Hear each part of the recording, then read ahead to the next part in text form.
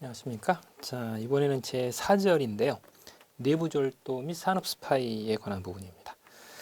의의를 보시면 이 내부 절도는 그 제목이 말하는 것처럼 내부 구성원들에 의한 절도를 가리키는 말입니다. 옛날에 내부 절도라고 하면 뭐 기업 안에 중요한 서류나 아니면 귀중품, 상품 등을 횡령하는 이런 정도였습니다. 근데 현재 내부 절도라고 하면 내부 구성원들과 결탁이 된 산업 스파이 같은 부분까지를 모두 포함하는 그런 개념이 됩니다. 그래서 옛날에 비해서는 기업의 손실액도 굉장히 크고 적발도 쉽지 않은 그런 상황이죠. 그래서 경비 대책이 상당히 요구된다 이렇게 볼 수 있습니다. 그래서 이 내부 절도가 가지고 있는 세 가지 요소가 있는데요. 일단 내부 절도의 원인이 반드시 있습니다. 그리고 절도가 발생될 수 있는 환경이나 기회가 있고, 그리고 책임이 불명확하다라는 특성을 갖고 있습니다. 이 세 가지가 기본적인 요소인 것이죠.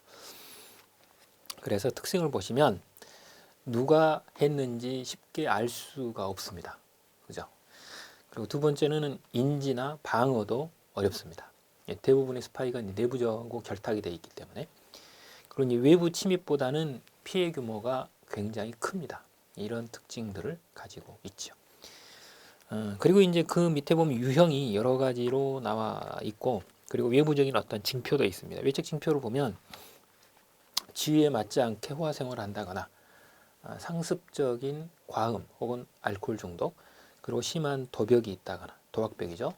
도박벽이 있다거나, 혹은 지속적인 돈을 빌리는 이런 행위들을 한다거나, 신용카드를 과도하게 쓴다거나, 뭐 이런 부분들이 특히 특징이 된다라고 봅니다. 그 다음 유형을 보시게 되면 물품 절도가 있습니다. 이거는 이제 내부 구성원이 회사의 물건을 훔쳐가는 이런 부분이죠. 물론 이제 현금도 그 대상이 될 수 있습니다.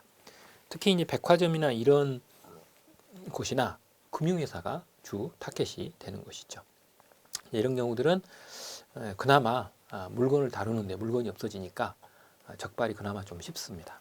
그런데 특히 이제 대상이 유가증권이 대상이 될 수도 있고 귀중품이 대상이 될 수도 있습니다. 그리고 이제 신용카드나 이런 고객 정보도 탈취 대상이 될 수 있어요.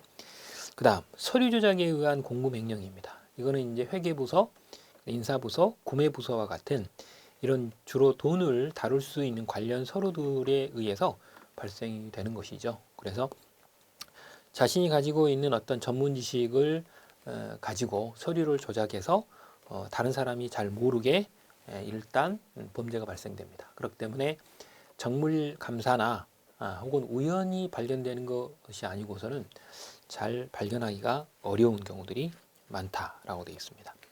그래서 실제로 서류 조작에 의해서 부정한 수단이 이용이 된다거나, 혹은 책임자의 인장을 도용한다거나, 혹은 이제 구매나 지급 명세서가 위변조되는 이런 경우들도 많이 나타나죠. 그리고 이제 납품 단가를 조절하는 이런 부분들도 나타납니다. 그다음 산업 스파이죠. 이거는 경쟁 기업의 영업 이익이나 혹은 비밀, 판매 정보, 그리고 제품 개발 정보와 같은 이런 부분들을 불법적으로 이제 빼내는 이런 행위를 가리키는 말이죠.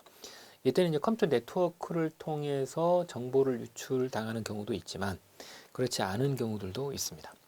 특히 이런 산업 스파이들은 피해 규모가 클 뿐만 아니라 최근에는 기업 내부자와 결탁을 해서 일어나는 경우가 상당수입니다. 그래서 내부자가 단독으로 이루어지는 경우도 있습니다만 결탁에 의한 경우가 꽤 많다라고 하는 거죠.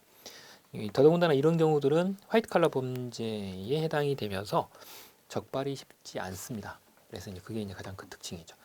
대신 이게 이제 기밀 문서가 빼돌려진다거나 혹은 경제적 이득을 목적으로 해서 내부자가 제품 개발 정보나 이런 것들을 경쟁사로 보내버리는 이런 경우들이 나타나고, 그리고 이제 기업에 불만을 품은 사람이 정보를 빼돌리는 경우들도 있을 수 있습니다. 이런 경우들이죠. 이랬을 땐 경비 요령이 문제가 됩니다. 고려사항을 보시게 되면 경영주의 절대적인 지원 하에 경비 책임자에 대한 권한이 인정되어야만 대책을 세울 수 있는 부분이고, 그러면서도 내부 구성원들에 대한 사기 진작이 필요하죠. 사기를 떨어뜨리면 안 되니까. 그리고 이제 그에 알맞는 이제 경비 대책을 수립을 해야 되는데 경비 요령을 보시게 되면 첫 번째 직원 채용 단계에서 인사 담당자와 협조를 하고 신원조사나 이전 조직에서의 배경조사가 필요합니다.